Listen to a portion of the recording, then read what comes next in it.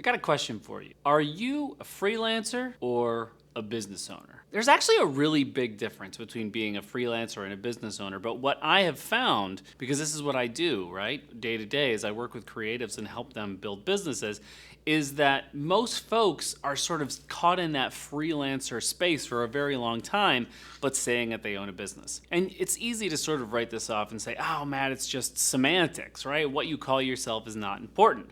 Well, first of all, what you call yourself is very important because our thoughts become our reality. The things that we say tend to become our truths, right? I'm a freelancer, I'm a business owner. Those become truths. The biggest thing is you're not a real business owner if you aren't doing the things that I'm going to talk about in this video. If you are just working gig to gig, then you're a freelancer, right? And it's a very different way of building what you want to build. So if you feel like you don't know how to answer that question, or you say, I'm a business owner, you really, when you're honest with yourself, can't really say that you know what that means. This video is going to help you out, and I'm going to show you why becoming a business owner, if you are a freelancer right now, is a great idea to make a lot more money, okay? So let's dig into it. A lot of us creatives start in this sort of freelance way of looking at things, right? I mean, we have a talent, we have a skill, a specialty that we do, other people need it, and so we service those people. And then jobs come up and we say, we're getting this job or that job, right? Or I get hired, or am I gonna get hired? Those types of things. Those are freelancer questions where you're not in control of anything really. You're just simply applying for things, or there's referrals or word of mouth or whatever, and there's a gig that you get matched up with. There's only a certain amount of money that you can make doing that kind of work unless you're at the highest level, right? Like you're a photographer and Sports Illustrated calls you up all the time to do their photo shoots or something. There's not a whole lot of those gigs available. Most of us are toiling away as sort of low-cost freelancers that are going gig to gig.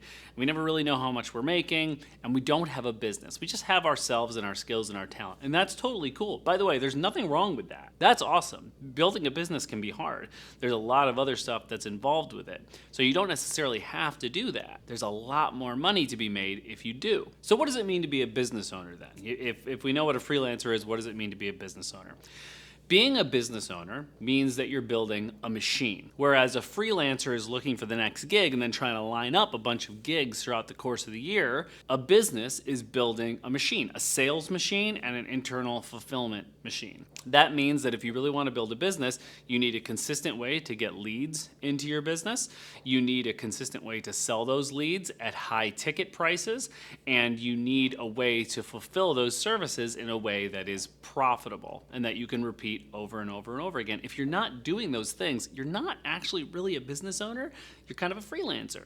And so this is what happens a lot in my program is that I have people come into my program and they're creatives, and they're coming in as freelancers, and then they're trying to they're saying, I'm here to start a business, but really they're trying to scale up their freelance stuff. And that's why a lot of what we talk about is changing, completely transforming the way that you look at what you do. Start turning slowly into a CEO. Get good at things like sales. Get good at things like marketing. Build systems. Once you change your mindset to doing those things and plugging into them, you can make so much more money and be so much more successful. The world becomes your oyster because there's so many more clients that you can get if you're not just waiting to be matched with a gig over and over again. Not to mention, you get to raise your prices so much more because that's what the power of marketing does, and that's what the power of having a sales system does. Actually having a way to get people on the phone and then sell them into your services.